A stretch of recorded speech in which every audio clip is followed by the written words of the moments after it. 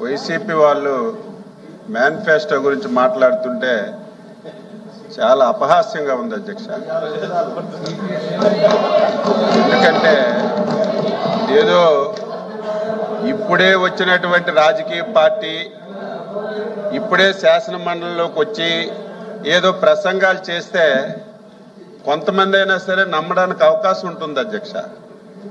మొన్నటి వరకు ఈ రాష్ట్రానికి పరిపాలించినటువంటి పార్టీ వాళ్ళు కూడా గత ఎన్నికల్లో ఒక మేనిఫెస్టో ఇచ్చి 5 సంవత్సరాలు పూర్తి చేసుకున్నటువంటి పార్టీ ఇచ్చిన మేనిఫెస్టో ఏ విధంగా అమలు చేశారో ప్రజలందరూ కూడా చూసిన తర్వాత మాట తప్పారని చెప్పి తీర్పిచ్చి మాకు అధికారంలోకి తీసుకొచ్చిన విషయం వాళ్ళు గుర్తుపెట్టుకోవాలి ఫస్ట్.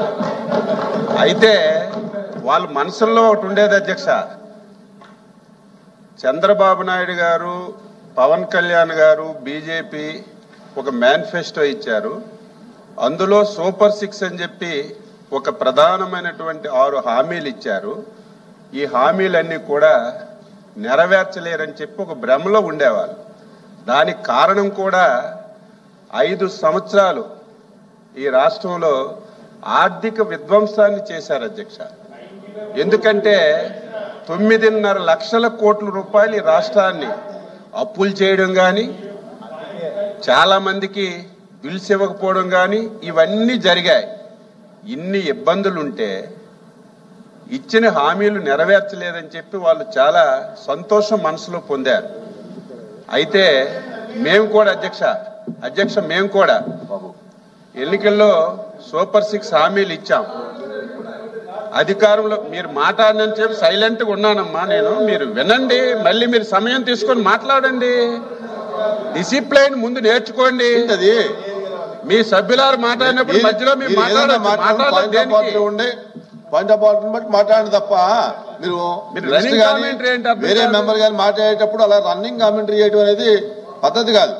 ఎందుచేతంటే మెంబర్ రైట్ ఉంటుంది, మినిస్టర్ రైట్ ఉంటుంది, మీకు కూడా రైట్ ఉంటుంది. మీరు మాట్లాడేటప్పుడు వేరే వాళ్ళు మాట్లాడినా కూడా కరెక్ట్ కాదు. ఎవరు మాట్లాడినా ఇంకో మెంబర్ మాట్లాడటం అనేది కరెక్ట్ కాదు. ఎవరు మాట్లాడినా అది ఈ పార్టీకైనా ఆ పార్టీకైనా ఇండిపెండెన్స్కైనా ఎవరికైనా ఆ మెంబర్ రైట్ని కానీ మాట్లాడేటప్పుడు ఆ హక్కుల్ని మనం డిస్టర్బ్ చేయడం అనేది మంచి పద్ధతి కాదు. అది మీ పార్టీ కాదు, ఆ పార్టీ కూడా అంతే, ఇండిపెండెన్స్. అయితే హామీలు అమలు చేయకపోవడం ఒక ఎత్తు అయితే కొన్ని మంచి కార్యక్రమాలు అధ్యక్ష గత ప్రభుత్వంలో చేశారు. తరువాత వచ్చిన ప్రభుత్వం సొంత జాగిరి కాదు, ప్రజలతో ఎన్నుకోబడిన ప్రభుత్వం. అవి మంచి పథకాలు అయితే దాన్ని కొనసాగించాలి. ఇచ్చిన హామీలు నెరవేర్చకపోవడం ఒక ఎత్తు అయితే ఈ రాష్ట్రంలో ప్రతి ఒక్కరూ మెచ్చుకున్నటువంటి ప్రోగ్రాం 5 రూపాయలకి అన్నం పెట్టే అన్నా క్యాంటీన్ అధ్యక్ష. ఇది నేను చాలా మంది లేరు, నేను ఆ రోజు శాసనసభలో ఒక సభ్యుడిగా ఉన్నాను, పెద్దలు బొత్స సత్యబాబు గారు కూడా ఉన్నారు. ముఖ్యమంత్రి గారికి రిక్వెస్ట్ చేశాను, ముఖ్యమంత్రి గారు చాలా మంది 5 రూపాయలు కడుపు నిండా అన్నం తింటున్నారు, ఇది బ్రహ్మాండమైనటువంటి ప్రోగ్రాం, ఇది అన్నా ఎన్టీఆర్ పేరుతో పెట్టాం. ఒకవేళ పేరు పెట్టడానికి మీకు ఇష్టం లేకపోతే, మీ తాత పేరైనా మీ తండ్రి పేరైనా ఆ రెండూ ఇష్టం లేకపోతే మీ పేరైనా పెట్టుకొని ఆ పథకాన్ని నడిపించండి అని శాసనసభలో వేడుకున్నాం అధ్యక్ష. కానీ ఆ బ్రహ్మాండమైనటువంటి పథకాన్ని కూడా ఎత్తేసి రాష్ట్ర ప్రజలకి ఎంత ఇబ్బంది గురి చేశారో మనందరం కూడా సాక్షులం. అయితే నేను 6 సార్లు ఎమ్మెల్యే, ఇది 6వసారి, 4 ముఖ్యమంత్రులు చూశాను. కానీ ఇటువంటి పరిస్థితి, ఆర్థిక విధ్వంసం ఎప్పుడూ లేదు. మేము కూడా భయపడ్డాం.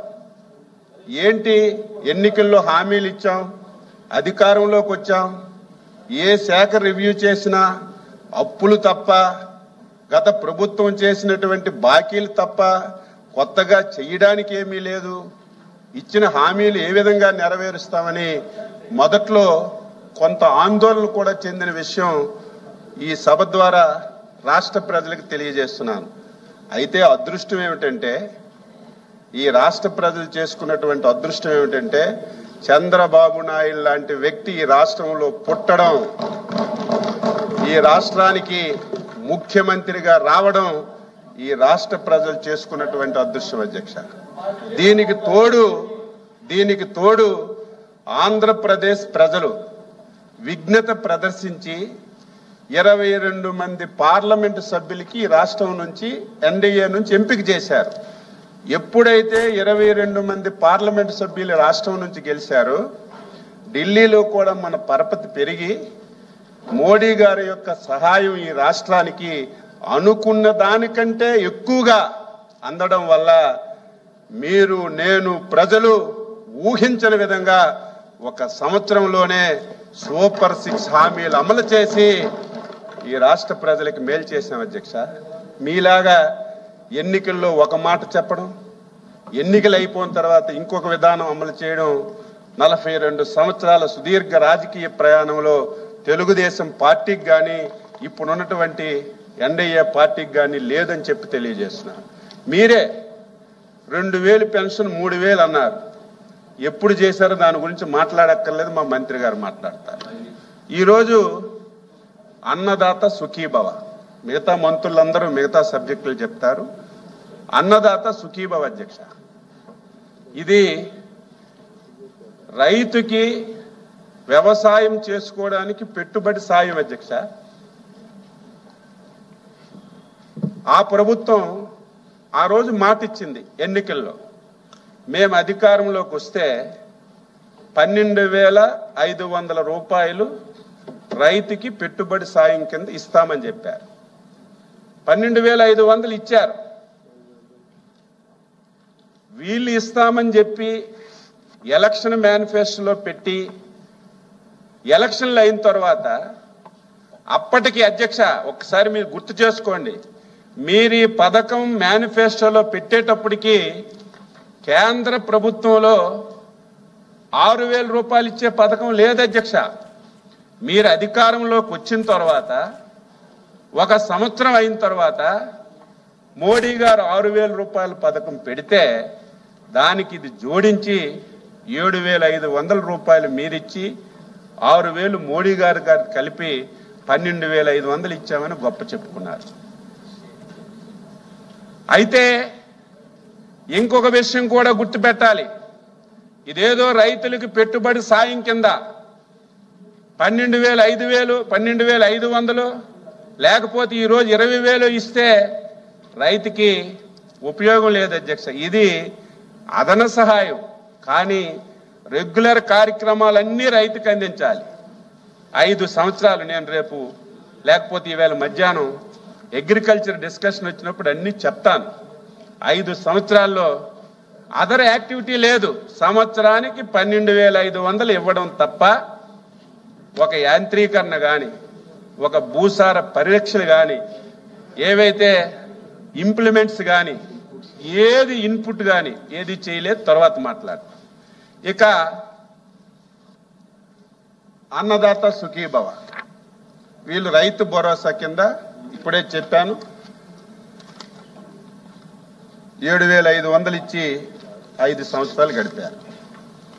ఈరోజు మేము అధ్యక్ష మీరు మేనిఫెస్టో క్లియర్గా చదవండి, లేకపోతే చంద్రబాబు నాయుడు గారు కానీ పవన్ కళ్యాణ్ కానీ మేము కానీ గ్రామ సభల్లో చెప్పిన ప్రసంగాలు వినండి. రేపు ఎన్డీఏ ప్రభుత్వం అధికారంలోకి వస్తే 20,000 రూపాయలు ఇస్తాం. రాష్ట్ర ప్రభుత్వం 14,000, కేంద్ర ప్రభుత్వం 6,000. ఈ రెండూ కలిసి కేంద్ర ప్రభుత్వం ఎప్పుడు విడుదల చేస్తే ఆ రోజే మా వాటా కింద మేము ఇస్తామని చెప్పి స్పష్టంగా చెప్పాం అధ్యక్ష. ఇచ్చిన మాట ప్రకారం మొన్న అధ్యక్ష 7,000 రూపాయలు మొదటి విడతగా ఇచ్చాం. దాన్ని కూడా మేము ఉండేటప్పుడు 52 లక్షల మందికి ఇచ్చాం. మీరు 47 లక్షల మందికి ఇచ్చారు, 4 లక్షల మందికి తగ్గించారని సోషల్ మీడియాలో, అదేవిధంగా బొత్స సత్యబాబు గారు కూడా వైజాగ్లో మాట్లాడారు. అధ్యక్ష పిన్ పాయింట్గా వెరిఫై చేశాం. మీరు ఇచ్చిన 52 లక్షలు, ఆ 52 లక్షల్లో 2 లక్షల అధ్యక్ష డబుల్ ఎంట్రీలు, డెత్స్, రికార్డ్స్ లేకుండా పిన్ టు పిన్ వెరిఫై చేస్తే ఒక 2 లక్షలు తగ్గాయి అధ్యక్ష. మిగిలినటువంటి 3 లక్షలు కూడా చాలా మందికి తెలిసి ఉంటారు, సీనియర్లు కూడా ఉన్నారు. మేము మొన్ననే 47 లక్షల మందికి ఇచ్చాం.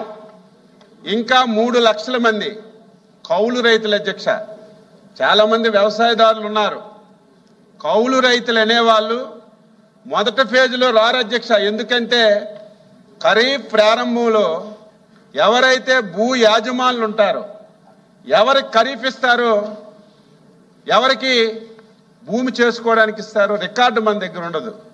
ఖరీఫ్ సీజన్లో ఫలానా ఎక్స్ రైతు ఎవరికి లీజుకి ఇచ్చాడో అప్పుడు డిసైడ్ అయితే అగ్రికల్చర్ డిపార్ట్మెంట్ CCRC కార్డ్స్ ఇచ్చి వాళ్ళని కౌలు రైతులుగా గుర్తిస్తారు అధ్యక్ష. వాళ్ళకి మొదటి విడతలో మీరు ఇవ్వలేదు చూడండి, రెండో విడతలో కౌలు రైతులకు డబ్బులు పడుతున్నాయి. మేము మళ్ళీ రెండో విడతలో అదనంగా కేంద్ర ప్రభుత్వం ఇవ్వడం లేదు, రాష్ట్ర ప్రభుత్వమే 350 కోట్ల రూపాయలు అదనంగా ఖర్చు పెట్టి కౌలు రైతులకు కూడా అన్నదాత సుఖీభావ ఇచ్చి రేపు 50 లక్షల మందికి రీచ్ అయ్యే కార్యక్రమాన్ని ఈరోజు మేము తీసుకున్నాం అధ్యక్ష. ఇది నేను వ్యవసాయ శాఖ మంత్రిగా చాలా ఆనందిస్తున్నాను. ఇంత తొందరగా ఇవ్వలేమేమో, ఆర్థికంగా చాలా ఇబ్బందులు ఉన్నాయి, చాలా సమస్యలు ఉన్నాయి. ఉన్నా సరే ఇచ్చిన మాట ప్రకారం ఎన్డీఏ ప్రభుత్వం చంద్రబాబు నాయుడు గారి ఆధ్వర్యంలో ఈరోజు ఈ పథకాన్ని అమలు చేశాం. ఎవరైనా సరే అర్హత కలిగినటువంటి రైతు ఎప్పటికైనా ఈ ప్రోగ్రాం కింద మిస్ అయితే టోల్ ఫ్రీ నెంబర్ ఇచ్చాం. ప్రతి సచివాలయంలో నమోదు చేసుకోమని చెప్పాం. మళ్ళీ అదనంగా ఒక 70,000 మంది అదనంగా కావాలని మిస్ అయిన వాళ్ళు వస్తే వాళ్ళకు కూడా రిలీజ్ చేశాం అధ్యక్ష.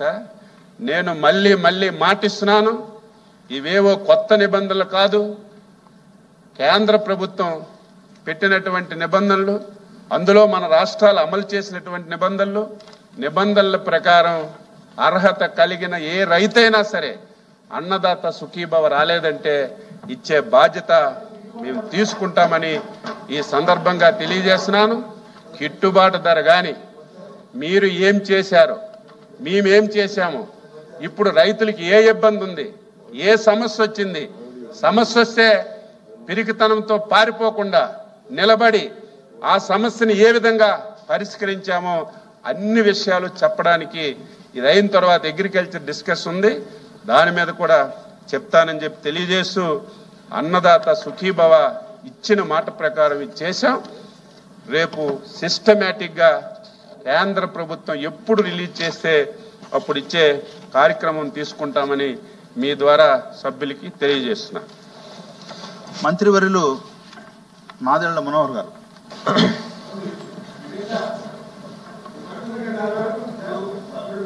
ఒక్క నిమిషం. ఎల్ఓపి గారు. ఈ సూపర్ సిక్స్ మీద ఒక మెంబర్ని, ఒక మంత్రి గారిని, ఒక మెంబర్ని ఆల్టర్నేటివ్ మాట్లాడించాను సార్, తప్పలేదు. చైర్మన్ గారు ఆర్డర్లో అధ్యక్ష, మీ ద్వారా ఎల్ఓపి గారికి నేను సూచించేది